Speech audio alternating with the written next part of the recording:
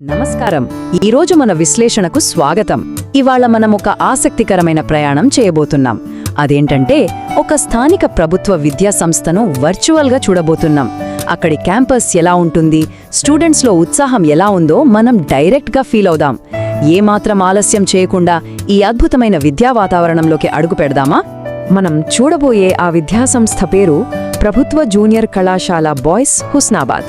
అసలు campus tour మొదలుపెట్టే ముందు మనం ఎక్కడున్నామో ఒక్కసారి ఊహించుకుందాం. ఇది కేవలం ఒక భవనం మాత్రమే కాదు సుమా, ఎంతో మంది విద్యార్థుల కలలకు ప్రాణం పోసే ఒక అద్భుతమైన వేదిక. సరే, ముందుగా మనం క్యాంపస్ మౌలిక సదుపాయాలు అంటే ఇక్కడ ఇన్ఫ్రాస్ట్రక్చర్ ఎలా ఉందో చూసేద్దాం. ఇక్కడ ఒక్కసారి భవనాన్ని గమనించండి. ఇంగ్లీష్ అక్షరం ఎల్ ఆకారంలో భలే చక్కగా కట్టారు కదూ.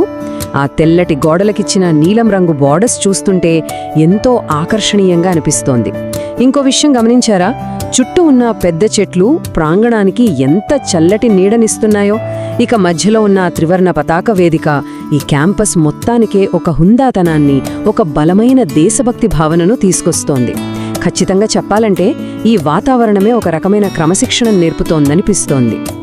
ఇక ఈ భవనం డిజైన్ విషయానికి వస్తే ఈ నీలిరంగు స్తంభాలతో ఉన్న పొడవైన వరండాలు చూడండి.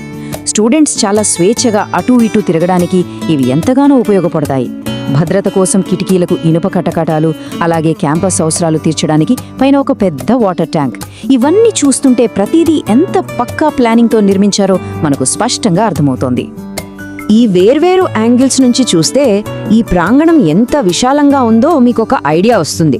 ఈ వరండాలు కేవలం నడవడానికే కాదు సుమా, బయటి వాతావరణానికి, లోపలి క్లాస్ రూమ్స్కి మధ్య ఒక చక్కటి వారధిలాగా, అంటే ఒక పర్ఫెక్ట్ ట్రాన్సిషన్ జోన్ లాగా పనిచేస్తున్నాయని చెప్పొచ్చు.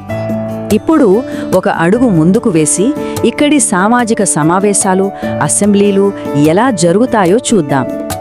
చూడండి, జెండా ఎగురవేసే కార్యక్రమంలో విద్యార్థులు, సిబ్బంది ఎంత క్రమశిక్షణతో ఒకే వరుసలో నిలబడి ఉన్నారో కదా.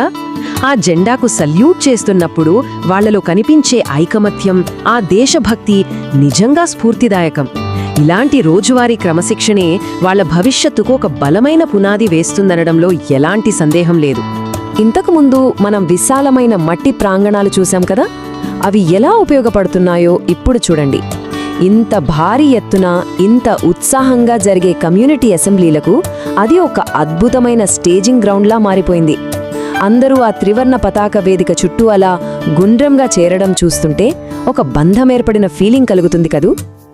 అసలిక్కడ ఎంతమంది స్టూడెంట్స్ ఉన్నారో ఒక్కసారి ఊహించండి. ఒక అధ్యాపకుడు మైకు పట్టుకుని మాట్లాడుతుంటే పిల్లలందరూ ఒక అర్ధ చంద్రాకారంలో నిలబడి ఎంత శ్రద్ధగా వింటున్నారో చూడండి. ఇంతమంది ఒకే చోట ఉన్నా సరే వాళ్ళ ఏకాగ్రత గాని, ఆ అసెంబ్లీలో ఉన్న క్రమశిక్షణ గాని అద్భుతమనిపించక మానదు. ఇక ఇప్పుడు మన తదుపరి అంశంలోకి వెళ్దాం. అదేంటంటే విద్యా మద్దతు మరియు ప్రవేశాలు. ఇక్కడొక చాలా ఇంట్రెస్టింగ్ విషయం ఉందండి. ఇది కాలేజ్ వాళ్ళు రిలీజ్ చేసిన ఒక అఫీషియల్ ప్రమోషనల్ ఫ్లయర్.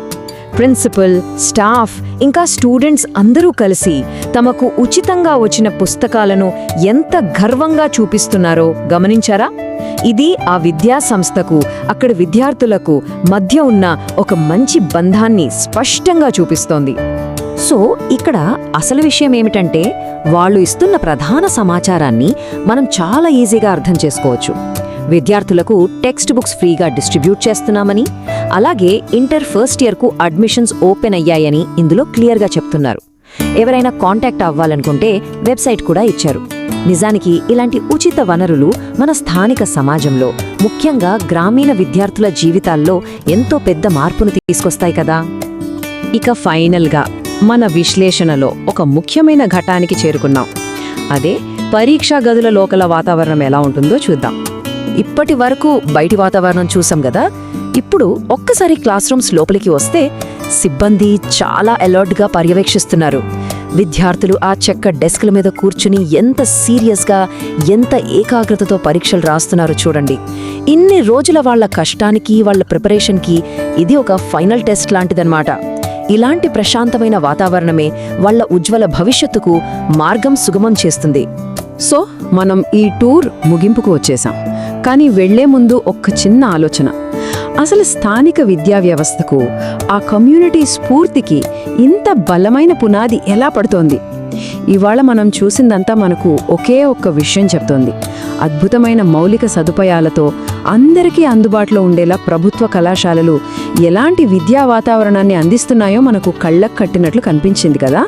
విద్యార్థుల భవిష్యత్తును తీర్చిదిద్దడంలో వీటి పాత్ర ఎంత ఉందో మనకు స్పష్టమైంది. సరే, ఈ ఆసక్తికరమైన ఆలోచనతో ఇవాల్టి మన విశ్లేషణను ముగిద్దాం. ఈ సమాచారం మీకు బాగా నచ్చిందని ఆశిస్తున్నాను. మళ్ళీ కలుద్దాం.